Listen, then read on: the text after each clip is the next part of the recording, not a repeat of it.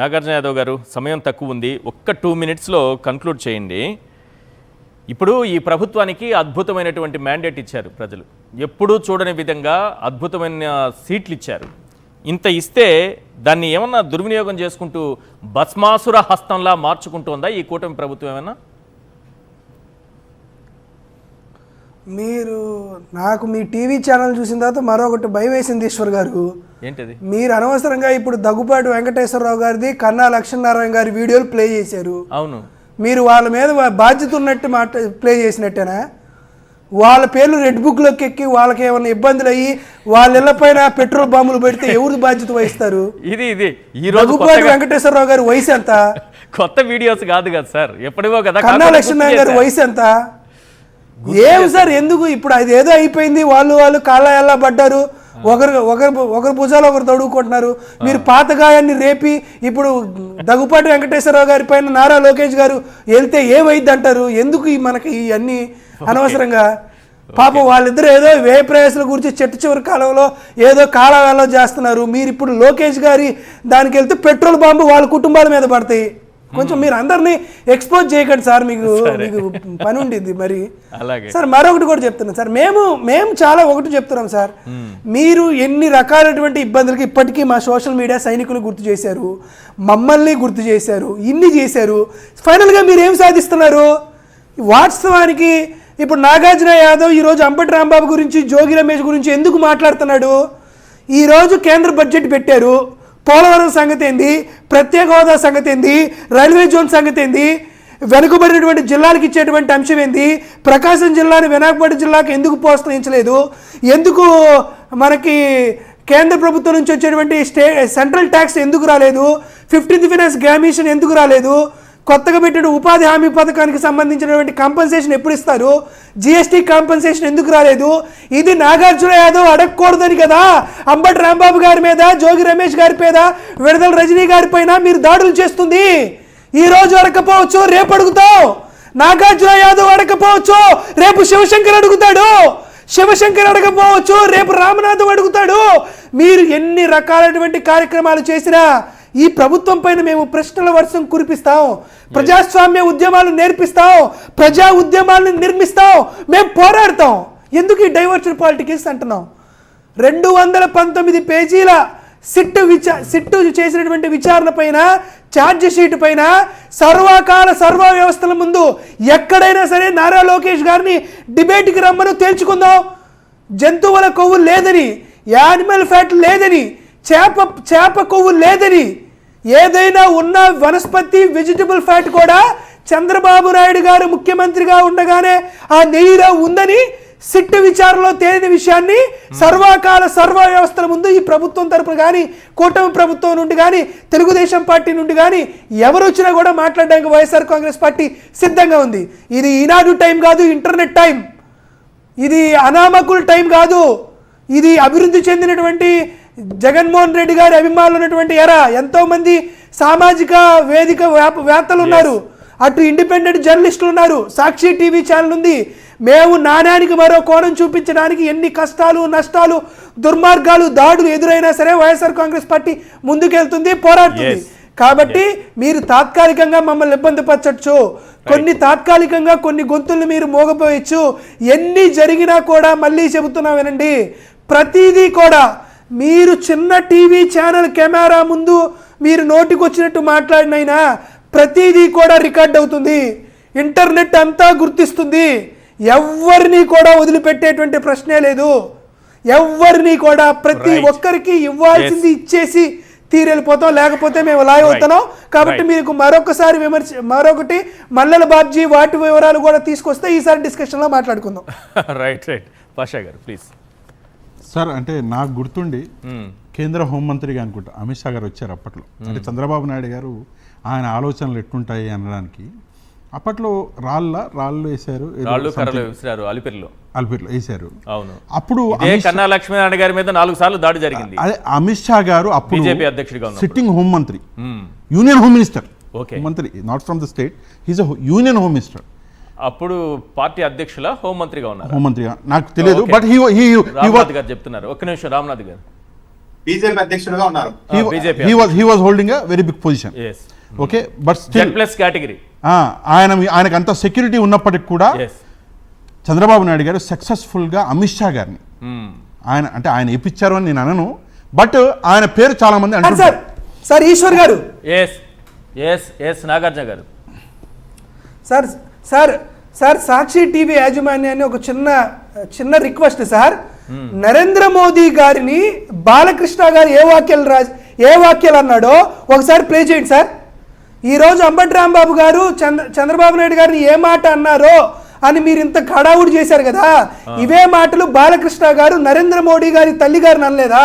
ఎందుకు బాలకృష్ణ నరేంద్ర మోడీ గారి తల్లి గారిని అంటే చంద్రబాబు నాయుడు గారే అన్నారు కదా, భార్యను చూసుకునే తల్లిని చూసుకునే చూడలేని వాడు రాష్ట్రాన్ని ఏం చూస్తాడని, దేశాన్ని ఏం చూస్తాడని కాదు సార్, చంద్రబాబు నాయుడు గారు అన్నారు కదా. ఇప్పుడు బాలకృష్ణ గారు హిందీలో ఏదో బూతులు తిట్టారు కదా సార్, హిందీలో బూతులు తిట్టారు కదా నరేంద్ర మోదీ గారిని. మరి బాలకృష్ణ గారి పైన పెట్రోల్ వేస్తారా? మంచి ఆలోచన, రేపు వేసి వినిపిద్దాం వాళ్ళకి. చంద్రబాబు నాయుడు గారిది వినిపిద్దాం, ఆయనకే బాలకృష్ణ గారిది కూడా వినిపిద్దాం. అదే సార్, అంటే సెంట్రల్ నుంచి అప్పుడు అమిత్ షా గారు వస్తేనే ఆయనకి ఎలా స్వాగతం పలికారో మనందరికీ తెలుసు. ఒకటి, రెండోది నేను చెప్పబోయా, అదే బాలకృష్ణ గారి గురించి చెప్పబోయా. ఆయన బాలకృష్ణ గారు అన్నటువంటి మాటలు, ఈవెన్ నల్ల డ్రెస్ వేసుకొని ఒక ప్రధానమంత్రి భార్య గురించి, ఒక మహిళ గురించి చంద్రబాబు నాయుడు గారు ఆ రోజు మాట్లాడినటువంటి మాటలు, ప్రధానాన్ని పట్టుకుని టెర్రరిస్ట్ అన్నాడు. దానికంటే ఎక్కువ పెద్ద ముచ్చట సార్ ఇది. ఒకసారి చెప్పండి, ప్రధానిని పట్టుకుని నువ్వు టెర్రరిస్ట్ అన్నావు. చంద్రబాబు అనొచ్చు కదా. You are a sitting chief minister at that time. You are a sitting chief minister. నువ్వు ఒక పొజిషన్లో ఉండి ప్రధానిని పట్టుకుని అంత పెద్ద మాట అంటే లేని తప్పు. ఈరోజు ఒక వ్యక్తి ప్రాణాలు కాపాడుకోని స్థితిలో, ఆ స్థితి ఒక కారులో ఉంటే కొన్ని వందల వేల మంది వచ్చి మీద పడుతుంటే ఆయన ఆ ఉక్రోషంలో, ఆవేశంలో మాట అంటే తప్పు పట్టి తీసుకెళ్లి లోన్ వేసి ఆర్గనైజ్డ్ క్రైమ్ చేయాలనే ఆలోచన అందరికీ ఉంటే ఒక చిన్న విషయం చంద్రబాబు నాయుడు గారు మాట్లాడేవాళ్ళు కారు. ఒక చిన్న విషయం గురించి ఒక చిన్న విషయం కూడా చెప్పాలి, మర్చిపోయాను. నేను వంగలపూడి అనిత గారి గురించి ఇక్కడ మాట్లాడాలి తప్పకుండా, ఎందుకంటే she holds a very big position అండి. ఆమె ఒక స్టేట్కి హోంమంత్రి. ఆమె ఎప్పుడెప్పుడు ప్రెస్ మీట్లు పెట్టారు ఒక్కసారి మీరు డేటా తీయండి సార్. ఎవరైనా ఒక టైం పెట్టి మీరు ఒకసారి చూస్తే ప్రజలకి ఏదన్నా ఇష్యూ వచ్చినప్పుడు వంగలపూడి అనిత గారు ప్రెస్ మీట్ పెట్టరు.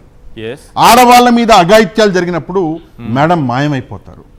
ప్రజలకి ఇబ్బంది వచ్చినప్పుడు మేడం మాయమైపోతారు. ఎప్పుడు పెడతారు అంటే కేవలము జగన్మోహన్ రెడ్డి గారి పార్టీ కోసమే. వైఎస్ఆర్ కాంగ్రెస్ పార్టీ పుణ్యమా ఆమె ఈరోజు హోంమంత్రి అయ్యారు. వైఎస్ఆర్ కాంగ్రెస్ పార్టీ పుణ్యమా అని అంటే హోంమంత్రి పదవి ఉన్నదే వైఎస్ఆర్ కేవలం వైసీపీని బాగా ఇస్తారా సార్? ఇప్పుడు ఒక విషయం సార్, కేవలం వైసీపీని విమర్శిస్తారు అన్నటువంటి కారణమే కనిపిస్తుంది, కానీ నిజంగా ప్రజల కోసం పనిచేస్తున్న కారణం కనిపిస్తుందా? మొన్నటికి మొన్న అంత పెద్ద ఇష్యూ ఎమ్మెల్యేకి సంబంధించి అంత ఆ మహిళ వచ్చి ఇంత గగ్గులు పెట్టుకుంటే ఎన్ని ప్రెస్ మీట్ పెట్టారు? మీరు నెంబర్ ఆఫ్ ప్రెస్ మీట్ చెప్పండి. మన హోంమంత్రి గారి ఒకటి పెట్టారా, రెండు పెట్టారా, ఎక్కడైనా కనిపించారా? ఎక్కడ కనిపించారు. కానీ ఈరోజు ప్రత్యక్షమయ్యారు, మాట్లాడారు. ఎందుకు అవసరం ఏమొచ్చింది? ఎందుకు వచ్చింది అవసరం అంటే రాజకీయం కోసం. మీరు కేవలం డైవర్జన్ పాలిటిక్సే చేస్తూ ఉండండి. 20 నెలలు చూశారు ప్రజలు, ఇంకో 2-3 నెలలు, 5 నెలలు, 6 నెలలు చూస్తారు. మీ ప్రభుత్వానికి 2 ఏళ్ళు పూర్తవుతాయి. క్లియర్గా చెప్పాలంటే 2 జనవరిలు వెళ్ళిపోయినాయండి, ఇంకో 3 జనవరిలు ఉన్నాయి. ఆ లాస్ట్ జనవరి ఎన్నికల జనవరి వదిలేయండి, ఉన్నది 2 జనవరిలే. ఈ 2 జనవరిలలో మీరు ఏం చేసినా కూడా అయ్యేదేం లేదు, పుణ్యకాలం పోతుంది. ఈ రెడ్ బుక్ అనుకుని తిరగండి, దాని తర్వాత మీ చేతిలో మిగిలేది ఏంటి అంటే చిప్ప, ఏమీ ఉండదు. దాని తర్వాత ప్రజలు ఎలాగో ఓటేయరు సార్.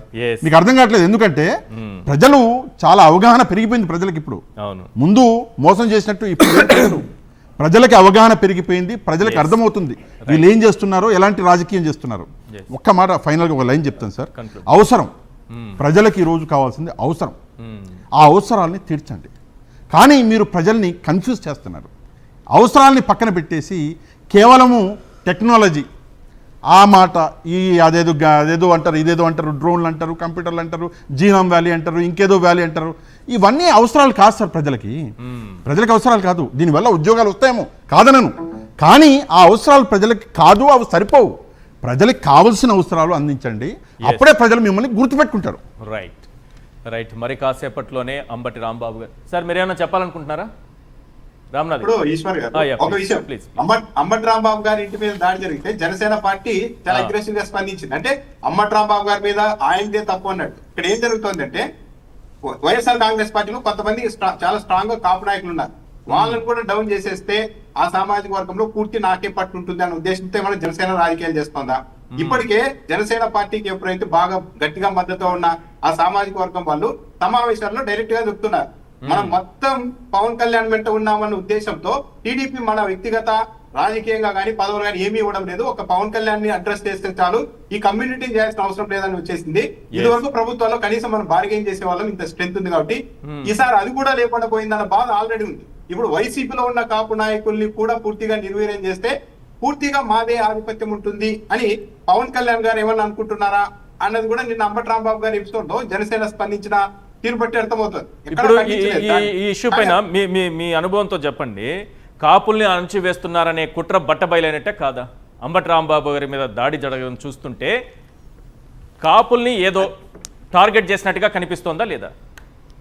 ఎప్పుడైతే అంబటి రాంబాబు గారి మీద దాడి జరిగిందో, ఆ ఎపిసోడ్ మొదలైందో, ఎక్కడ కాపు కమ్యూనిటీలో కూడా ఇది వస్తుందేమో అని చెప్పి వెంటనే జనసేన పార్టీ ఎంటర్ అయిపోయింది. లేదా అంబటి రాంబాబు తప్పు, అంబటి రాంబాబు తప్పు అని, అంటే అటువైపు వెళ్ళకుండా డైవర్ట్ చేయడానికి ట్రై చేశారు. కానీ ఇవి జరుగుతున్న పరిణామాలు అన్ని చూసిన తర్వాత ఈ కాపు కమ్యూనిటీ, ఓపెన్ గా చెప్పాలంటే కాపు కమ్యూనిటీ ఏ ప్రభుత్వంలో అయినా ఈ 20 నెలల కాలంలో నష్టపోయినంతగా, ఇంత ఏమీ అడగలేని పరిస్థితుల్లో ఉన్నట్టుగా ఏ ప్రభుత్వంలో కూడా లేదు. ఓన్లీ పవన్ కళ్యాణ్ వల్ల ఈ పరిస్థితి వచ్చింది మాకి అన్నది జనసేన పార్టీలో ఉన్న కాపు నాయకులు కూడా బహిరంగంగా చెప్పుకుంటారు. ఎందుకు బొలిశెట్టి సత్యనారాయణ గారు మీడియాకి ఎక్కారు కదా, మాకు పదవులు ఇవ్వడం లేదు, ఇచ్చిన పదవులు కూడా జనసేన పార్టీ వాళ్ళు తీసుకోవడం లేదు, పేరుకి జనసేన టీడీపీ వాళ్ళు తీసుకుంటున్నారని కూడా మాట్లాడారు కదా. అవును.